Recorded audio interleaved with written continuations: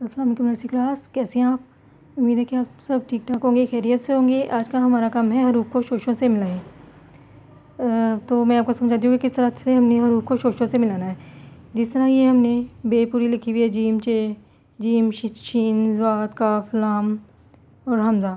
इधर मैंने शोशे लिखे हुए हैं, इधर मैंने बे के अली बे के पूरे पूरे वर्ड्स लिखे हुए हैं, यहाँ मैंने शोशे लिखे हुए हैं, यानी कि हरूफ की आदि शिकाल लिखी हुई हैं, शोशे लिखे हुए हैं। अब हमने यहाँ से अपनी पढ़ना है बे, देखना है कि हमने ये बे लिखी हुई है, इस बे का हमने शोशा इस लाइन में से तलाश करना है और उसके साथ हमने मैच कर देना है। जैसा कि बे ये है तो बे का शोशा ये है, आधी बे बनी हुई है ना, तो यहाँ से सब पता चल रहा है कि बे का शोशा ये लिखा हुआ, तो बे को बे के साथ मैच कर देंगे।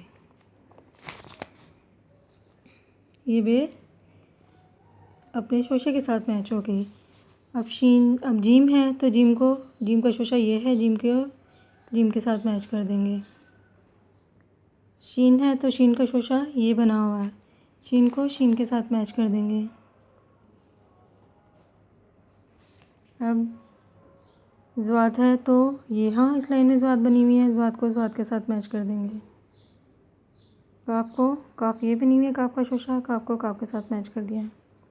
लाम ये है, लाम का शोशा ये है, लाम को लाम के शोशे के साथ मैच कर दिया। अब आगे है हमज़ा, हमज़ा को शोशा ये बना हुआ है, तो हमज़ा को हमज़ा के साथ हमने मैच कर दिया। ये छोटी और ये बड़ी का एक ही शोशा होता है, तो ये छोटी का शोशा ये बना हुआ है, इसको हमने इसके साथ मैच कर दिया।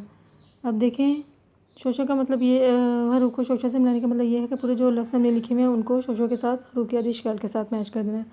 बे को बे के साथ मैच कर दिया, जीम को जीम के साथ, शीन को शीन के साथ, ज़्वाद को ज़्वाद के साथ, लाम को लाम के साथ, काफ को काफ के साथ, हमज़ा को हमज़ा के साथ और ये छोटी को ये छोटी के साथ। उम्मीद करती हूँ कि नर्सरी क्लास आपको अच्छी तरह से समझ आ गई होगी कि हरूफ को शोशों के साथ किस तरह से मैच करना है, किस तरह से हमने हरूफ को शोशों के साथ मिलाना है। अल्लाह हाफिज़।